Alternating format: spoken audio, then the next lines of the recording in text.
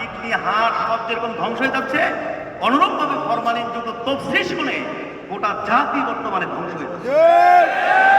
আর আগে মন্দির এই দিন বলতে, দিন প্রতিষ্ঠা করে বলতে তারা এখানে অবব্যাখ্যা করেছে যে দিন প্রতিষ্ঠা মানে রাষ্ট্রীয় ক্ষমতা দখল করা।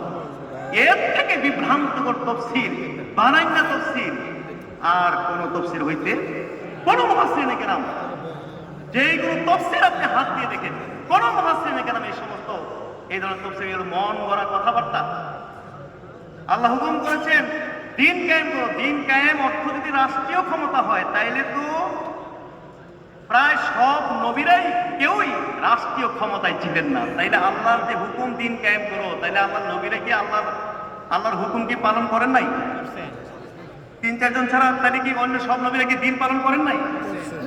সাহাবীরা কি দিন পালন করেন নাই? কেউ তো রাষ্ট্রীয় ক্ষমতা ছিলেন না, কয়েকজন ছাড়া দিন পালন করেন নাই।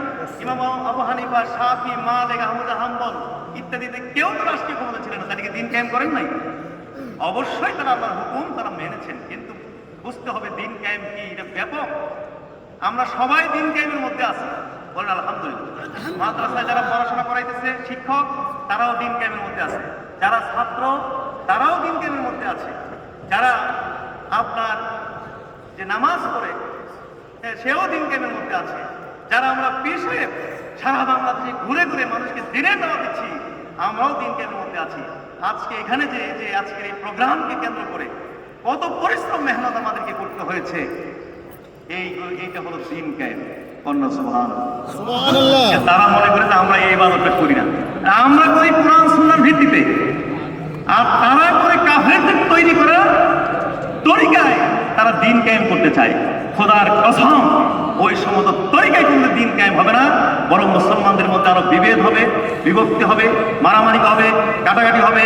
এই দলকে সেই দলের পিছনে লাগাইয়া এই দল কথা শুনলে আরেক দলকে, এই দল কথা শোনাতে না আরেক দলকে হাতে নিবে, আরেক দল কথা শোনে না আরেক দলকে হাতে নিয়ে এইভাবে মুসলমানদের মধ্যে আমরা দলাদলি, মারামারি, কাটাকাটি এইগুলো সৃষ্টি করে মুসলমানদেরকে দুর্বল করে ওই পশ্চিমারা কাফের মুশরিকরা এইভাবে মুসলমানদেরকে শাসন এবং শোষণ কিয়ামত পর্যন্ত করে যাবে।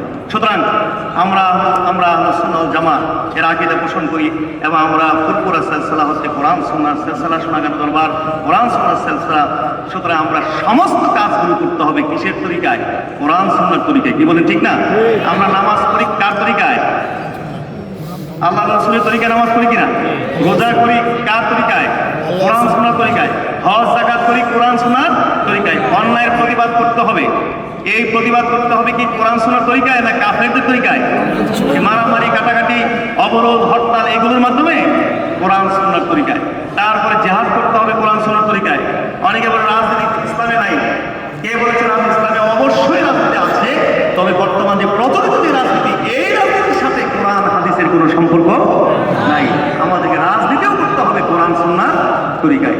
সুতরাং আমরা সবাই রাজি যে আমরা বলি লিখি যে আত্মশুদ্ধিমূলক অরাজনৈতিক সংগঠন, কথাটা আসলে বুঝাইতে চেয়েছি যে এটা প্রচলিত যে রাজনীতি, এই রাজনীতি মুক্ত, কিন্তু আমরা সবাই কি করি? রাজনীতি করি কি করি না?